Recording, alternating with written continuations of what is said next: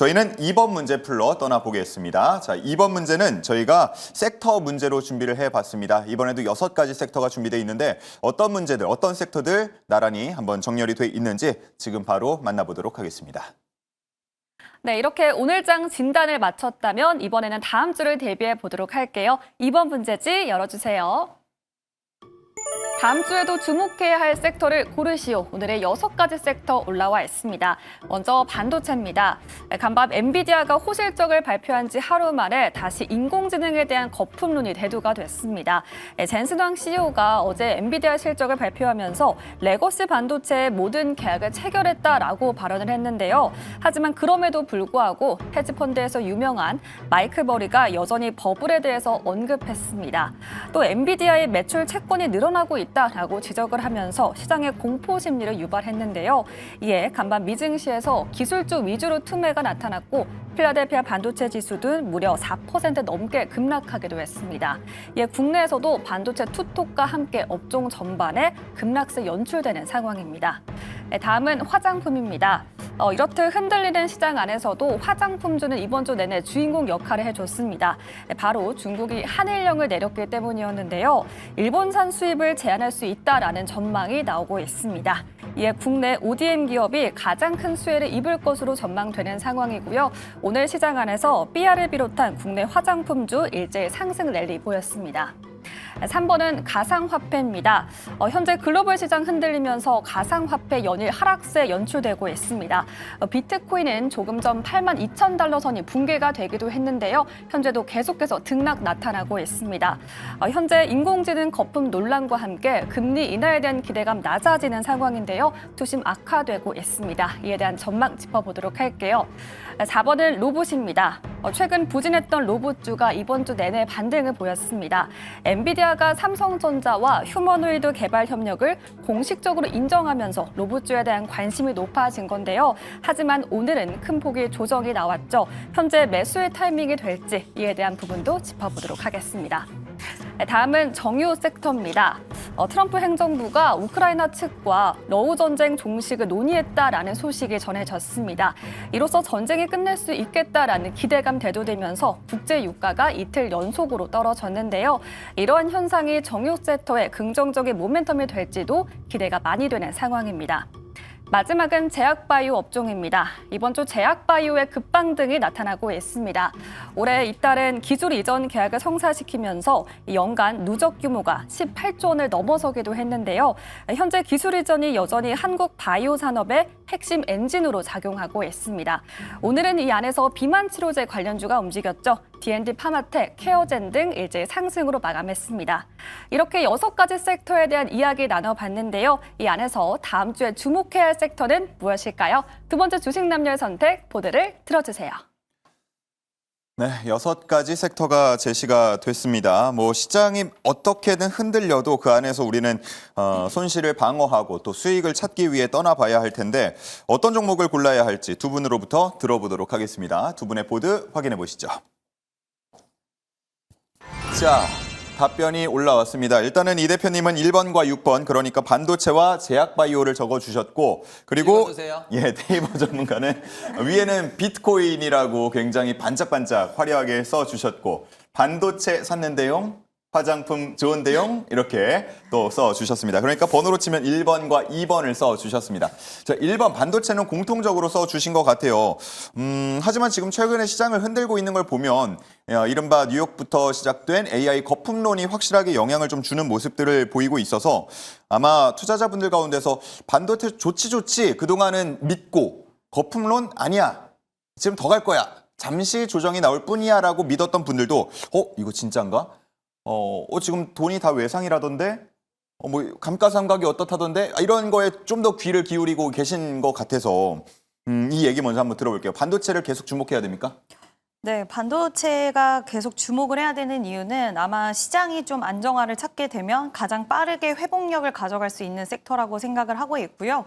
그 외에 삼성전자와 SK 하이닉스 관련돼서 영업이익 전망치가 지속해서 상향 조정이 되고 있는데 지금 범용 디램, 그러니까 범용 반도체 칩 같은 경우에는 너무 공급의 수요와 불균형이 너무나 심해서 이제 앞으로 이 부분이 결국에는 스마트폰이라든지 자동차까지도 가격 상승을 야기시킬 정도로 굉장히 공급과 수급에 대한 불균형이 좀 지속적으로 이어질 수 있다라는 이야기가 나올 정도인 만큼 우리가 계속적으로 가격에 대한 부분들을 통한 이런 디램 현물 가격에 대한 상승세는 좀 지속적으로 이어지지 않을까라고 보고 있고요. 증설에 대한 이야기도 지속 나오는데 바로 증설한다고 해서 이게 바로 될 수 있는 부분들은 또 아니잖아요. 그럼 시간이 계속 딜레이 될수록 기대감적인 부분들은 더 커질 거고 그렇게 됐을 때는 아마 시장이 정상화되는 국면에서는 가장 빠른 회복력을 보일 가능성이 있다라고 보고 있고요. 오늘 삼성전자도 한 5, 6% 정도 빠지긴 했는데 저는 이 정도면은 그래도 잘 지켜줬다라고 생각하고 있거든요. 최근 밀렸을 때 저점 부근을 잘 지지를 해주면서 마무리가 됐고 삼성전자 입장에서는 저는 앞으로 좀 더 우호적일 수 있다라고 보고 있는 부분은 지금 HBM4 관련돼서도 이미 SK 하이닉스는 모든 가격에 대한 부분들을 마무리를 했고 지금 시간이 지나갈수록 계속해서 불균형이 일어나다 보니 나중에 추후에 계약적인 부분에서 더 기술적인 부분들만 잘 된다면 우위를 차지할 수 있는 가능성도 있다라고 보고 있고요.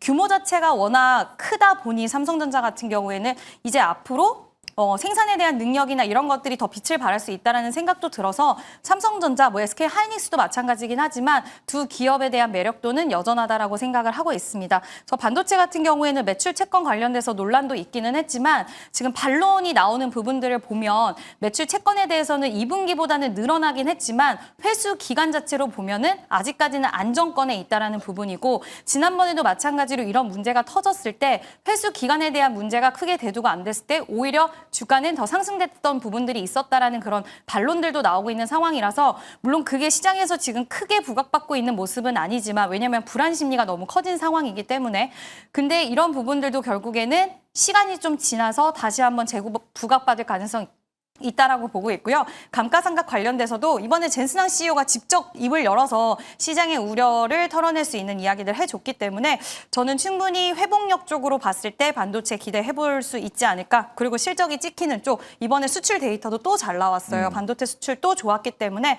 저는 충분히 반도체는 관심 있게 보셔도 좋지 않을까라는 의견 드려보도록 하겠습니다. 네, 추가적으로 말씀 중에 잠깐 나온 내용이긴 한데 그동안 우리가 반도체 투자를 생각하면 미래, AI, HBM 이런 거를 조금 더 많이 보고 중요시 생각하면서 투자를 해왔고 그러다 보니까 삼성전자보다는 SK하이닉스가 훨씬 더 많이 움직이는 모습들을 보여줬어요. 자, 그런데 최근에 들려오는 얘기들을 보면 디램이나 다른 쪽 낸드도 마찬가지고요. 이런 쪽에 대한 얘기가 많이 들려오고 있고 물론 어제 오늘만 두고 보자 그러면 어제는 삼성전자가 하이닉스보다 더 많이 올랐고 오늘은 덜 빠졌기 때문에 약간 이제 반도체를 어떻게 보면 조금 더 과거에 투자하던 방식으로 이렇게 표현하는 게 적절할지 모르겠습니다만 그렇게 다시 무게중심을 좀 옮기는 게 맞지 않을까 하는 의견들도 살짝 나오는 것 같아요.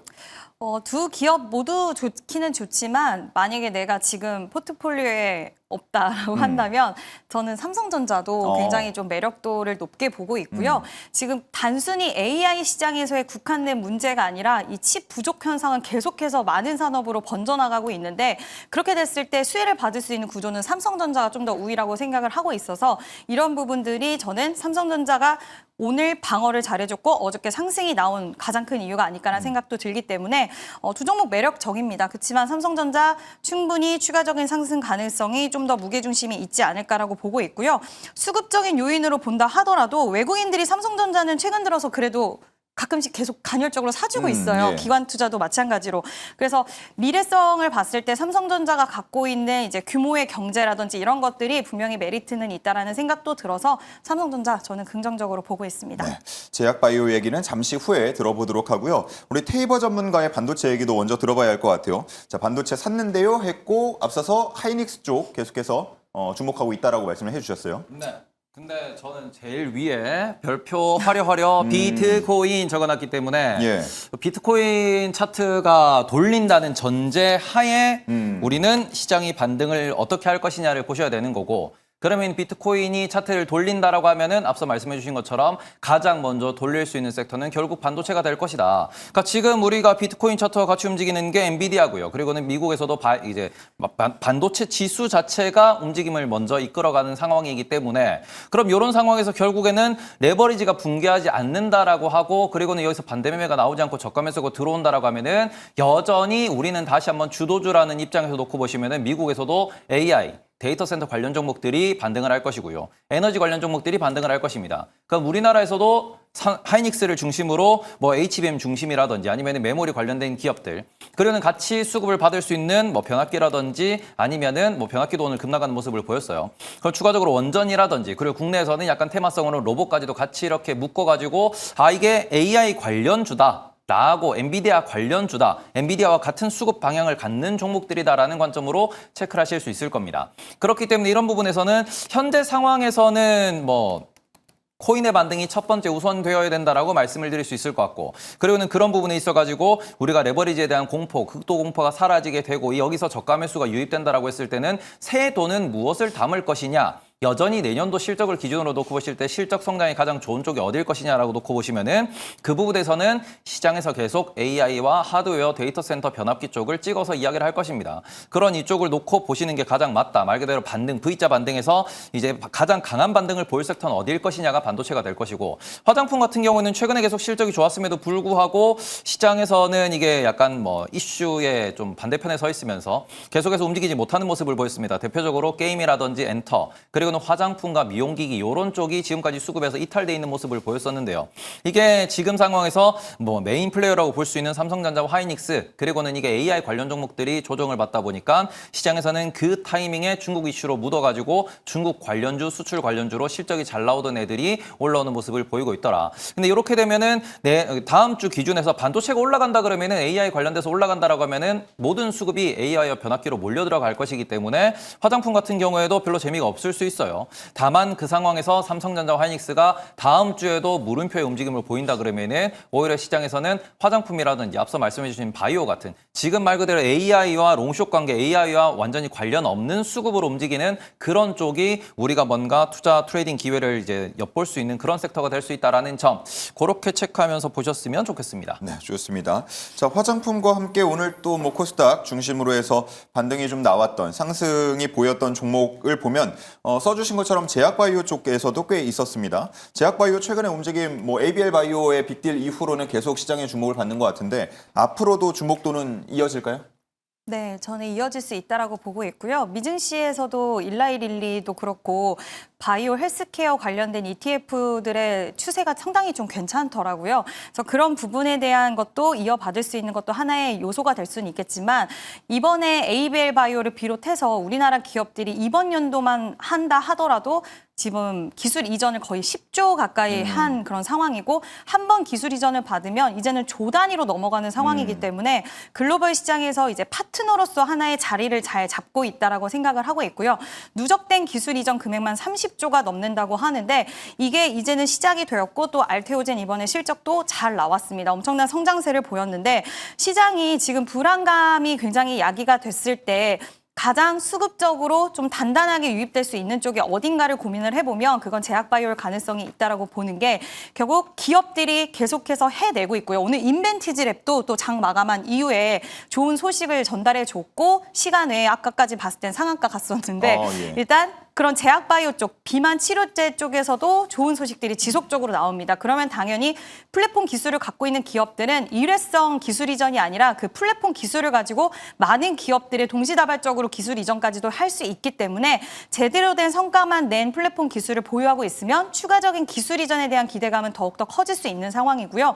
그러다 보니 지금 시장에서 금리 인하에 대한 기대감이 후퇴되는데도 불구하고 이렇게 종목들이 버텨주는 데는 분명히 이유가 좀 있다라고 생각을 합니다. 그래서 단순 기대감이 아니라 정말 실질적으로 계속해서 보여주고 있는 대표적인 섹터라고 생각하고 있고 최근 시장 변동성이 나왔는데도 불구하고 종목들이 이 추세를 이어가고 있다는 것은 저는 분명히 엄청난 힘이 있다라고도 판단할 수 있다는 생각이 들어서 다음 주에서도 인벤티지랩이 좋은 소식 전달해준 그 훈풍의 효과가 있지 않을까. 그래서 제약바이오는 지속 관심 있게 보셔도 좋을 것 같습니다. 네, 인벤티지랩이 이제 쭉 오르다가 6시 기준으로는 약세 마감이 되긴 했습니다. 그래서 뭐 그 부분만 살짝 정정을 좀 해드리겠고요. 삼성바이오로직스가 돌아옵니다. 맞아요. 다음 주 이제 월요일에 돌아오게 되는데 뭔가 제약바이오 쪽에 어떤 영향을 줄지도 궁금하고요. 또 시장에서는 어떻게 보면 제약바이오 연말에 기대하고 있던 게 금리 인하 부분도 있었을 텐데 이게 조금 약간 약해진 게 또 영향을 미치진 않을까 싶거든요. 이 두 부분 어떻게 생각하십니까?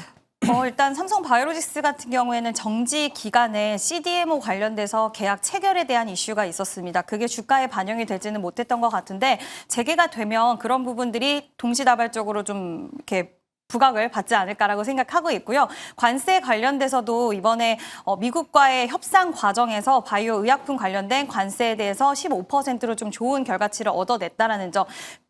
최근 들어서 셀트리온의 분위기가 굉장히 좋은데 삼성바이오로직스가 쉬어가고 있기 때문에 그 훈풍을 셀트리온이 받아가는 측면도 없지 않아 있다라고 생각을 합니다. 물론 일라이 릴리와의 그런 CMO 공장에 대한 부분들 관세 이슈에서 아예 자유로울 수 있다라는 것도 있기는 하지만 일단 이러한 부분들이 CDMO, CMO 기업들의 분위기가 좋다라는 것을 셀트리온만 본다 하더라도 그 증거가 될 수 있기 때문에 저는 충분히 긍정적으로 볼 수 있지 않을까라고 생각을 하고 있고요.